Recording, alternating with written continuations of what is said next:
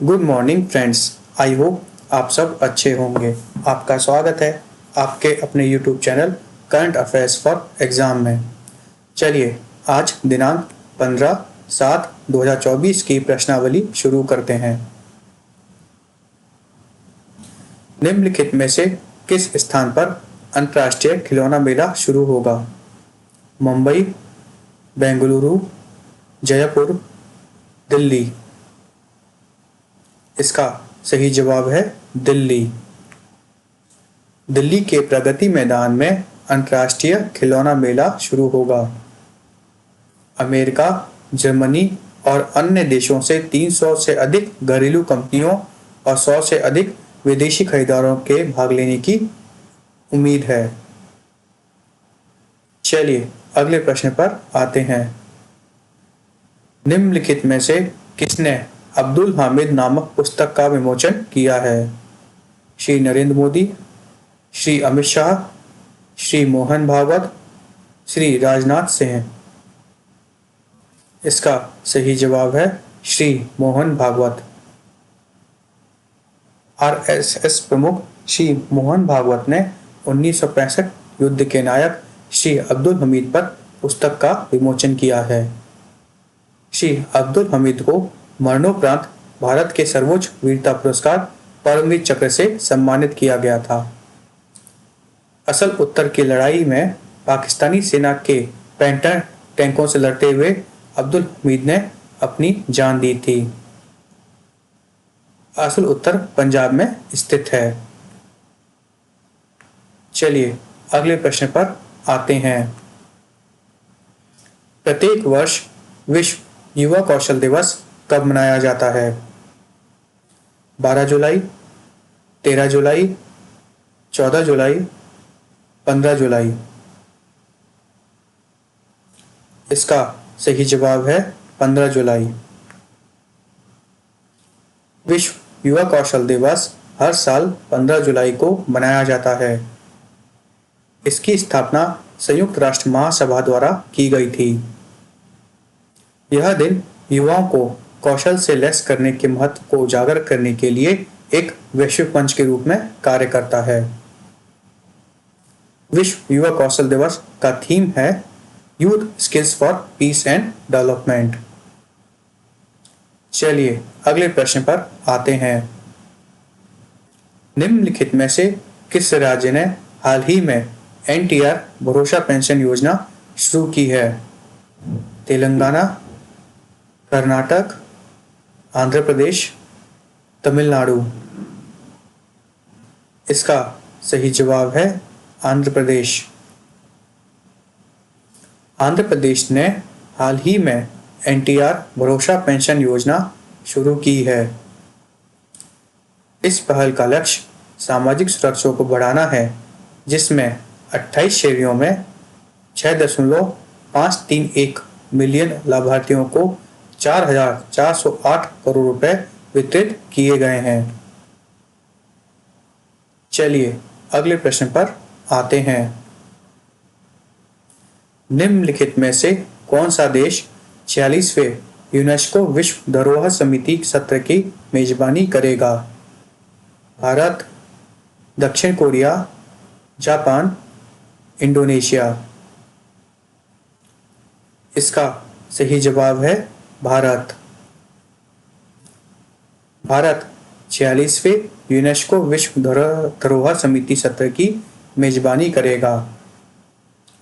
विश्व धरोहर समिति 1972 के यूनेस्को विश्व धरोहर सम्मेलन का एक महत्वपूर्ण हिस्सा है। इसका मुख्य कार्य यह सुनिश्चित करना है कि सम्मेलन का पालन किया जाए, विश्व विरासत कोष को चलाना और अंतिम निर्णय लेना कि किन नई साइटों को विश्व विरासत सूची में जोड़ा जाना चाहिए। चलिए अगले प्रश्न पर आते हैं। हाल ही में अफगानिस्तान पर तीसरा संयुक्त राष्ट्र सम्मेलन किस स्थान पर आयोजित किया गया था? काबुल, दोहा, पेरिस, ब्रसेल्स। इसका सही जवाब है दोहा। अफगानिस्तान पर तीसरा संयुक्त राष्ट्र सम्मेलन हाल ही में दोहा में आयोजित किया गया। यह सभा शेष विश्व और अफगानिस्तान के बीच संचार खोलने का प्रयास करने वाली अपनी तरह की तीसरी सभा है। चलिए अगले प्रश्न पर आते हैं। निम्नलिखित में से कौन सा राज्य हिंदी में MBBS पाठ्यक्रम शुरू करेगा? झारखंड, उत्तर प्रदेश, मध्य प्रदेश, बिहार। इसका सही जवाब है बिहार। बिहार में MBBS पाठ्यक्रम हिंदी में शुरू किया जाएगा। चलिए अगले प्रश्न पर आते हैं। मैत्री अभ्यास भारत और निम्नलिखित में से किस देश के बीच आयोजित किया जाता है? Laos, Thailand, Cambodia, Malaysia. इसका सही जवाब है थाईलैंड। मैत्री अभ्यास भारत और थाईलैंड के बीच आयोजित किया जाता है। यह हाल ही में थाईलैंड की ताक प्रांत के में आयोजित किया गया था। मैत्री अभ्यास भारतीय और थाई सेनाओं के बीच आयोजित किया जाता है। भारत और थाईलैंड की नौसेना संयुक्त अभ्यास का आयोजन किया, जिसे एक्स आयुक्त नाम से जाना जाता है। भारत और थाईलैंड की वायुसेना संयुक्त अभ्यास का आयोजन किया, जिसे एक्स सियाम भारत के नाम से जाना जाता है। चलिए अगले प्रश्न पर आते हैं। वित्तीय वर्ष 2023-24 के दौरान गुजरात में FDI कितना बढ़ा? कितना था? 6.5 अरब डॉलर, 6.9 अरब, 7.1 अरब, 7.3 अरब। इसका सही जवाब है 7.3 अरब। वित्तीय वर्ष 2023-24 के दौरान गुजरात में FDI 7.3 बिलियन था। यह पिछले वर्ष से 55% अधिक था। गुजरात को कर्नाटक और दिल्ली की तुलना में अधिक विदेशी पूंजी मिली है। चलिए अगले प्रश्न पर आते हैं।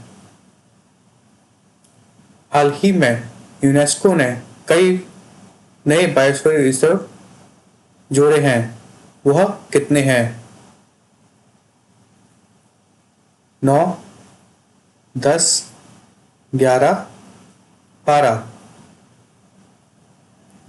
इसका सही जवाब है 11। यूनेस्को ने हाल ही में 11 नए बायोस्फीयर रिजर्व जोड़े हैं। बायोस्फीयर रिजर्व जैव विविधता के संरक्षण को बढ़ावा देने के लिए यूनेस्को द्वारा नामित क्षेत्र हैं।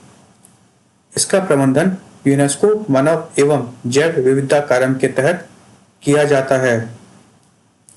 बायोस्फीयर रिजर्व प्रकृति के संरक्षण के साथ साथ आर्थिक और सामाजिक विकास और संबंधित सांस्कृतिक मूल्यों के रखरखाव को संतुलित करने का प्रयास करते हैं। फ्रेंड्स, आज का सेशन यहीं समाप्त होता है।